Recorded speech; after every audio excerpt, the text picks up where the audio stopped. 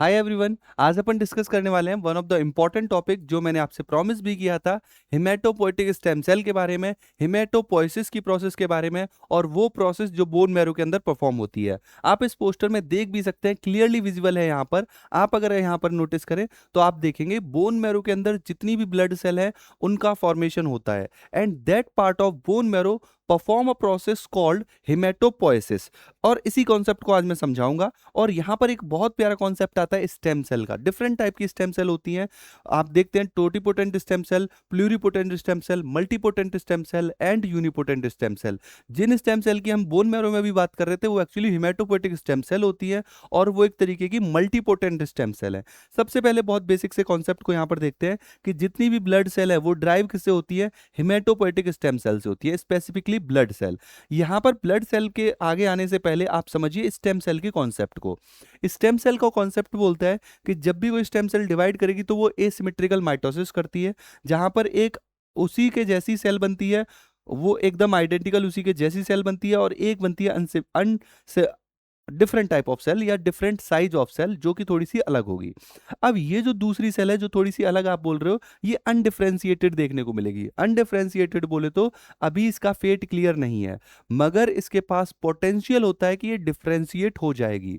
इसके पास क्या पोटेंशियल होता है कि ये डिफरेंस कर सकती है, और उस पोटेंशियल, जो पर्टिकुलर पोटेंशियल है उसका डिफरेंशिएशन का पोटेंशियल है, उस डिफरेंशिएशन के पोटेंशियल के बेसिस पर ये टोटी पोटेंट होंगी। अगर इसकी पोटेंसी ऑफ डिफरेंशिएशन है कि ये किसी भी टाइप ऑफ सेल में कन्वर्ट हो सकती है, ऐसी सेल को बोलेंगे टोटी पोटेंट। वो स्टेम सेल जो किसी भी टाइप ऑफ सेल में कन्वर्ट हो सकती है, फॉर एग्जांपल जो कि वो एम्ब्रियोनिक सेल बना सकती है as well as extra embryonic cell भी बना सकती है, ऐसी स्टेम सेल को बोलेंगे totipotent stem cell. For example modular cells. Pluripotent stem cell की अगर हम बात करें तो इनर सेल मास होता है। आप देखेंगे डेवलपमेंटल स्टेजेस पे जब ब्लास्टोसिस्ट स्टेज आती है ह्यूमंस में, तो वहां पर देखते हैं अंदर की तरफ इनर सेल मास और बाहर ट्रोफोब्लास्ट सेल होती है।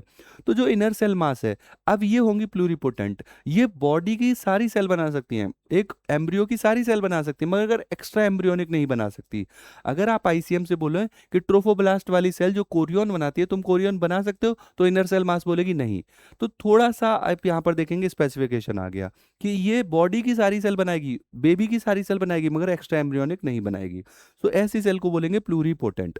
नेक्स्ट आती है हेमेटोपोइटिक स्टेम सेल, जिनकी हम बात कर रहे थे, जो ब्लड की मैक्सिमम टाइप ऑफ सेल को बनाएगी, मगर आप बोलोगे लिवर सेल बना दे, नहीं बनाएगी।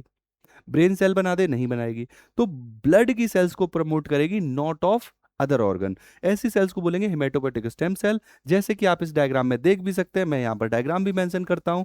इस डायग्राम में आप देख रहे होंगे कि यहाँ पर ये जो आपको बोन मैरो का पार्ट दिख रहा है, इस बोन मैरो में आपको ब्लड सेल देखने को मिल रही हैं, कैसे फॉर्म हो रही हैं, राइट। सो ये जो पर्टिकुलर पार्ट है, ये क्या है, हिमेटोपोइसिस का ही पार्ट है। हिमेटोपोइसिस के पार्ट में ही कंसीडर किया जाता है जहां पर हम ब्लड सेल के फॉर्मेशन की बात करते हैं। लास्ट आती है यूनिपोटेंट स्टेम सेल, वो स्टेम सेल जिनको सिर्फ एक टाइप की ही सेल को बनाना होता है। अगर हम फ्रॉम बर्थ टिल डेथ देखें तो बोन मैरो आप नोटिस करेंगे बर्थ से लेके डेथ तक बोन मैरो ही कैसे काम करती है, हिमेटोपोइटिक ऑर्गन की तरह। मगर बर्थ से पहले जब एम्ब्रियोनिक टाइम होता है, वहां पर कुछ हमारे पास अलग ऑर्गन होते हैं जो हेमेटोपोइसिस में रोल करते हैं।